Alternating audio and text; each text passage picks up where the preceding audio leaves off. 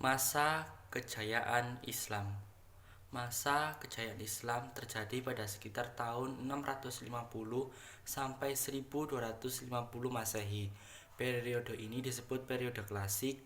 Pada kurun waktu itu terdapat dua kerajaan besar, yaitu Kerajaan Umayyah dan Kerajaan Abbasiyah, yang sering disebut Daulah Abbasiyah.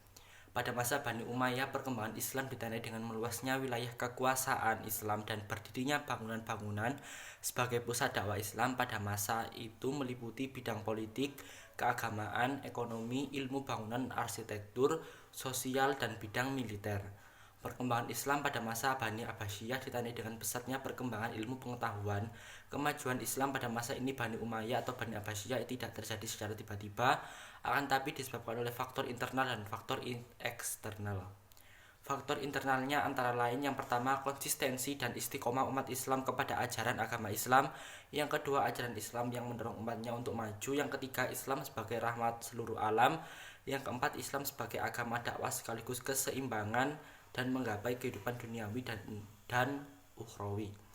Faktor eksternal antara lain sebagai berikut. Yang pertama, terjadinya asimilasi antara bangsa Arab dan bangsa-bangsa lain yang lebih dahulu mengalami perkembangan dan ilmu pengetahuan. Persia banyak berjasa dalam bidang pemerintahan, perkembangan ilmu filsafat dan sastra. Adapun pengaruh Yunani masuk melalui berbagai macam terjemahan dan banyak bidang ilmu, terutama ilmu filsafat.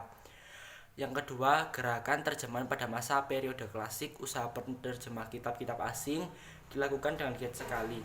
Pengaruh gerakan terjemahan terlihat dalam perkembangan ilmu pengetahuan umum, terutama di bidang astronomi, kedokteran, filsafat, kimia, dan sejarah.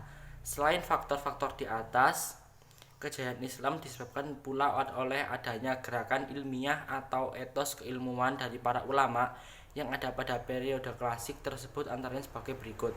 Yang pertama, melaksanakan ajaran Al-Quran secara maksimal. Yang kedua, melaksanakan isi hadis. Yang ketiga, mengembangkan ilmu agama dengan berijtihad. Dan yang